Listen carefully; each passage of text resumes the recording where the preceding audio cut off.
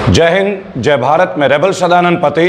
वाहेगुरु दा खालसा, वाहेगुरु दी फतेह। इन पंक्तियों के साथ आज मैं कुछ कहना चाहता हूं आप सभी को, और विशेष तौर पे माननीय प्रधानमंत्री आपके लिए और स्वास्थ्य मंत्री हर्षवर्धन जी, ये निवेदन करना चाहूँगा मैं निवेदन करना चाहूँगा कि कोविड-19 में ये जो कोरोना का पूरा स्टेज चल रहा है, बहुत सारी जगह में केंद्र की सरकार विफल हुई है, कई जगह राज्य सरकारें विफल हुई है।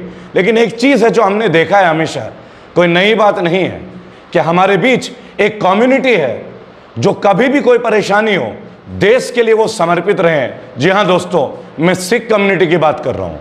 सिखों का जो हमारे प्रति कुर्बानियाँ हैं, उसको केवल शब्दों में हम नहीं बयान कर सकते, और वो आज से नहीं है। चाहे हमारे भारत के बॉर्डर की रक्षा की बात हो, चाहे आर्मी की बात हो, चाहे साधारण जीवन की बात हो, कहीं भी कोई बात हो, सिख हमेशा आगे आए। जब भी हमें कोई परेशानी हुई, आम भारतीयों को परेशानी हुई, तो सिखों का जो दान है हमारे प्रति, जो उनकी एक भावना है और वो जो जज्बा है, उसको हम सलाम करते हैं। दोस्तों, इस बार मैं रेबल फाउंडेशन से रेबल सदानंद पति अपने आप को बहुत गौरवान्वित महसूस करता हूं जब सिखों ने ऑक्सीजन लंगर शुरू कर दिया। ये बात वही हुई कि अगर आप चाहें तो सब कर सकते हैं, आपके अंदर एक इच्छा शक्ति की जरूरत है, लेकिन अगर आप संकल्प लेते हैं तो ही कुछ कर सकते हैं। और हमारे सिखों की जो पूरी इतिहास है, अगर आप पढ़ें तो पूरा इतिहास में कुर्बानियां ही कुर्बानियां हैं। चाहे गुरु गोविंद सिंह हो, गुरु नानक देव हो, गुरु तेग बहादुर सिंह हो, जितने भी लोग हैं, जितने भी गुरु रहे, सब ने कुर्बानियां दी हैं अपने लोगों के लिए, अपने कौम के लिए, अपने मुल्क के लिए, अपने देश के लिए। आज मैं स्वास्थ्य मंत्री डॉक्टर हर्षवर्धन से एक अपील करूंगा। सर, आप टेलीविजन में बहुत कम दिखते हैं, लेकिन क्या आपको मालूम है कि पहाड़ी वाले जो गुरुद्वारा हैं ग्रेटर कैलाश में, उन्होंने ऑक्सीजन लंगर शुरू कर दिया है, निःशुल्क किया है, आम साधारण भारतीयों के लिए किया है दिल्ली में, और कोई एक जगह में नहीं किया, 4-4 स्थानों में।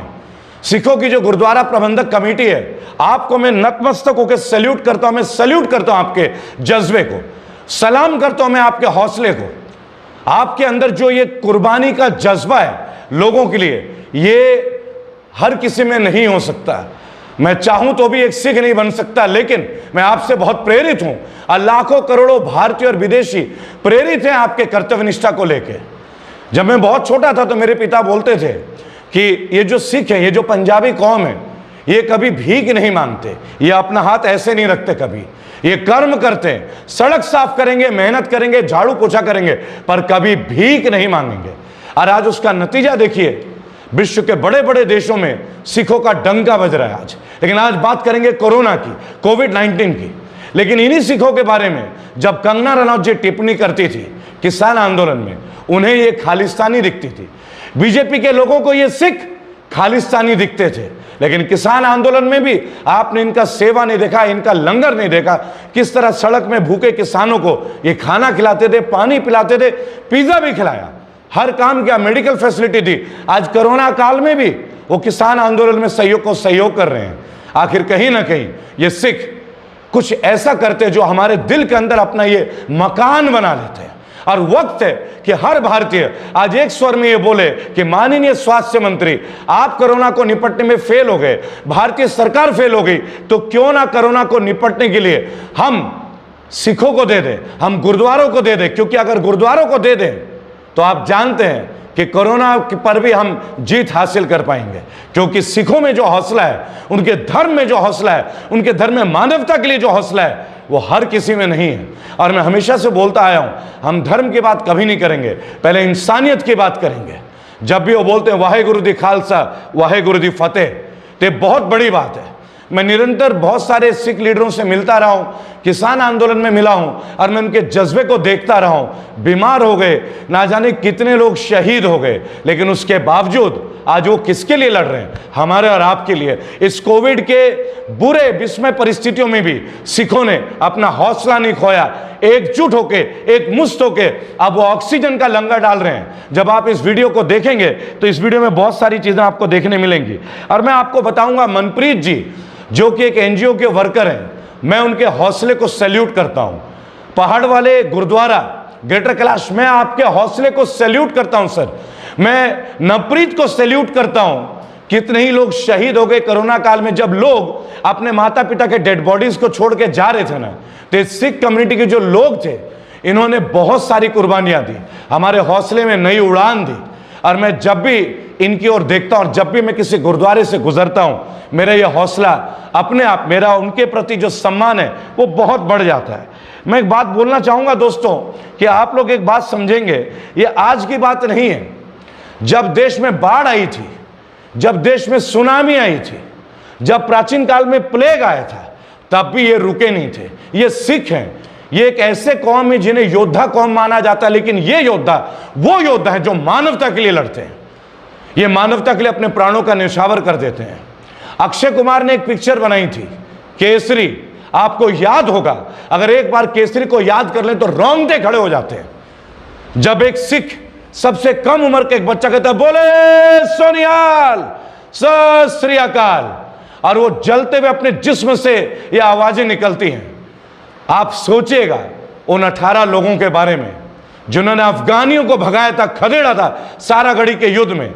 लेकिन मुझे बहुत दुख होता है जब उन्हीं सिखों के कुर्बानियों को नजरअंदाज कर दिया जाता है, जब उन्हें खालिस्तानी कह दिया जाता है, जब बढ़ती हुई दाढ़ी को आतंकवादी कह दिया जाता है, तब मेरा हृदय तार तार छलनी हो जाता है।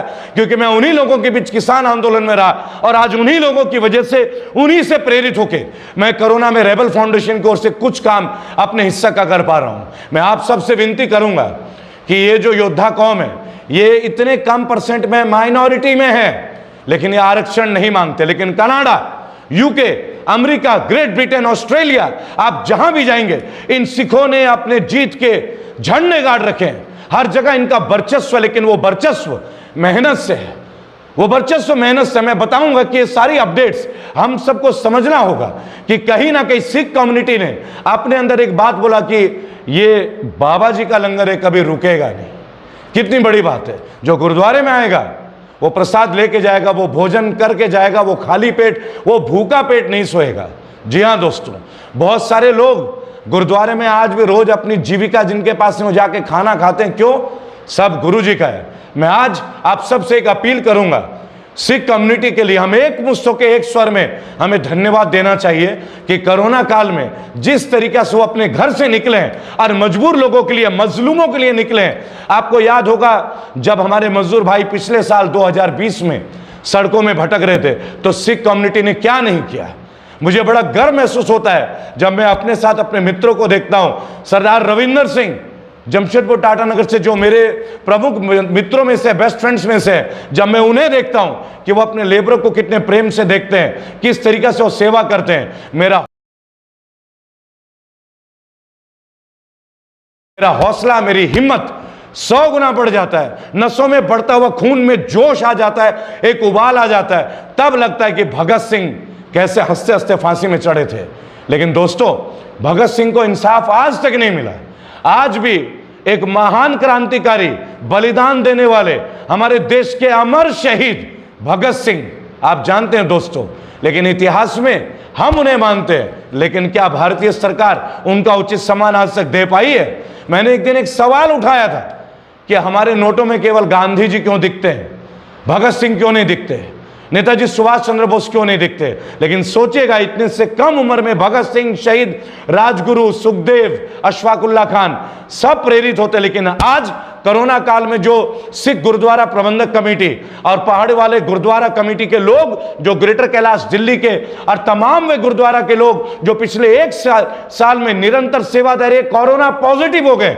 कई लोग हमें छोड़ के जा चुके, लेकिन उसने उनके हौसले को सैल्यूट, उनके जज्बे को सैल्यूट। मैं नतमस्तक हूं, मैं वंदन करता हूं, अभिवादन करता हूं और तमाम भारतीय लोगों से अपील करता हूं कि आज स्वास्थ्य मंत्री और माननीय प्रधानमंत्री से एक बात कहें कि आप हार गए कोरोना के युद्ध को, आप दे दीजिए गुरुद्वारा वालों को, वो हमें पूरे भारतीयों को कोरोना से निजात दिलाने में सक्षम है। और ये बात मैं अपने अनुभव से और उनके अमरत्व के काम से कह सकता हूं दोस्तों, और शायद आप भी मेरी इस बात से सहमत होंगे। अगर सहमत होंगे तो हमारे इस वीडियो में अपने कमेंट जरूर दीजिएगा। उनके हौसले को आइए हम नतमस्तक होकर वंदन करते हैं। जय हिंद, जय भारत।